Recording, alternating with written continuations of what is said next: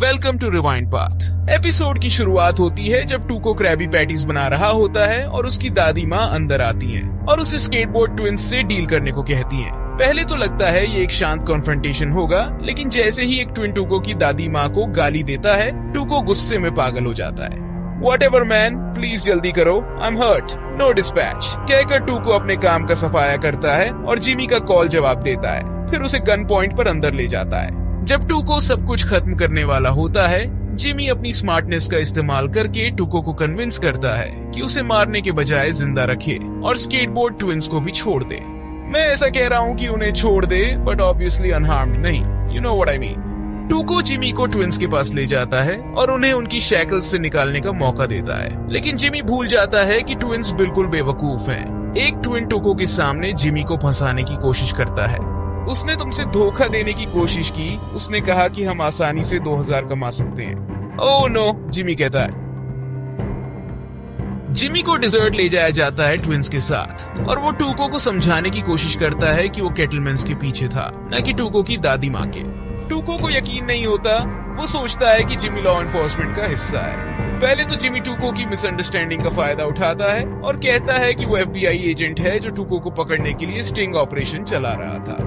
लेकिन नाचो, जो कार्टेल का मेंबर है, टूको के वायलेंट अप्रोच के ऑपोजिट एक काम तरीके से जिमी से सच पूछता है। जिमी जल्दी से सब कुछ कन्फेस कर देता है और अपनी और ट्विंस की जान बचाने की भीख मांगता है। नाचो टूको को कन्विंस करता है कि उन्हें मारने से सिर्फ प्रॉब्लम्स ही बढ़ेंगी, स्पेशली लॉयर को मारने से बहुत ज्यादा शक पैदा होगा।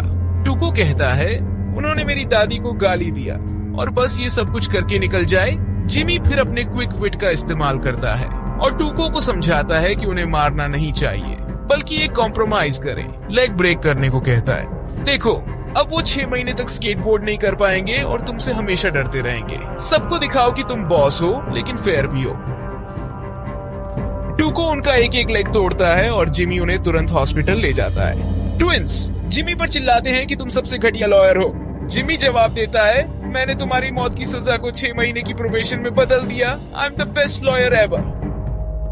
उसी रात जिमी एक डेट पर जाता है, लेकिन एक आदमी के क्रैकर्स तोड़ने की आवाज सुनकर उसे डिजर्ट का वो ब्रूटल सीन याद आ जाता है। इसके बाद वो सब कुछ भूलने के लिए शराब पीता है। अगले दिन चक उसे एक स्पेस ब्लैंकेट पहने हुए जगाता है, जो एक अजीब कंस्पिरेसी थ्योरिस्ट जैसा लग रहा होता है। जिमी पूछता है कि चक ने स्पेस ब्लैंकेट क्यों पहना है, तो चक कहता है कि जिमी अपना फोन घर पर भूल गया था। चक को एक मेडिकल बिल मिलता है जो ट्विंस के ब्रोकन लेग्स का होता है, लेकिन चक को लगता है कि जिमी फिर से अपने पुराने स्लिपिंग जिमी वाले तरीके पर आ रहा है।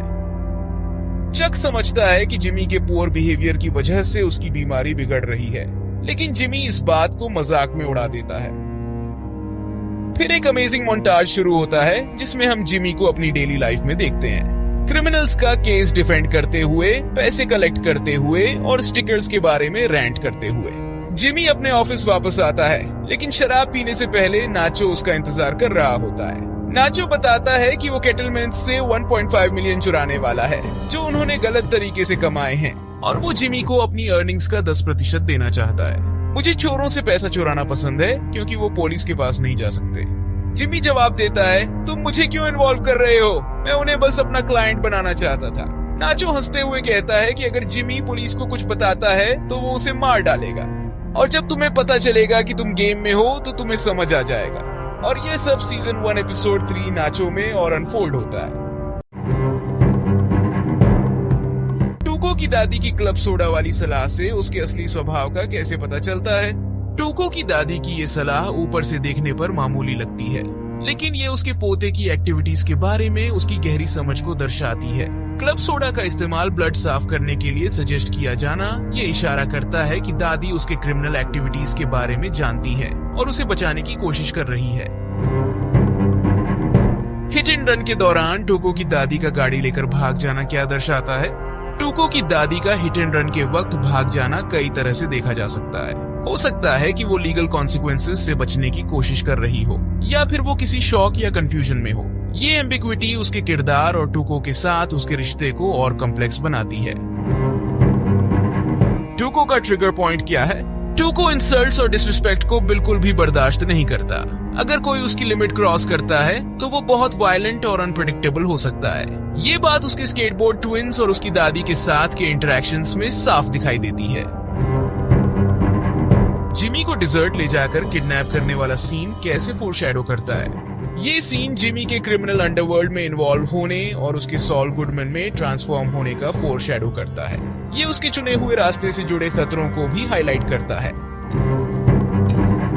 लीगल एड क्लर्क को जिमी द्वारा स्टफ्ड बनी देना क्या सिग्निफाई करता है? लीगल एड क्लर्क को जिमी का गिफ्ट देना इस बात का फोरशैडो करता है कि कैसे लॉयर्स गिफ्ट्स और फेवर्स का इस्तेमाल करके अपने फायदे के लिए चीजें हासिल करते हैं। टुको के केन फाइट सीन का क्या महत्व है? ये सीन टुको की फिजिकल स्ट्रेंथ और उसकी एबिलिटी को दिखाता है कि वो किसी भी चीज को हथियार बना सकता है। ये भी दर्शाता है कि वो वायलेंस का इस्तेमाल अपने गोल्स को हासिल करने के लिए करता है। तो अब इतना ही, मिलते हैं अगले वीडियो में। Thanks for watching.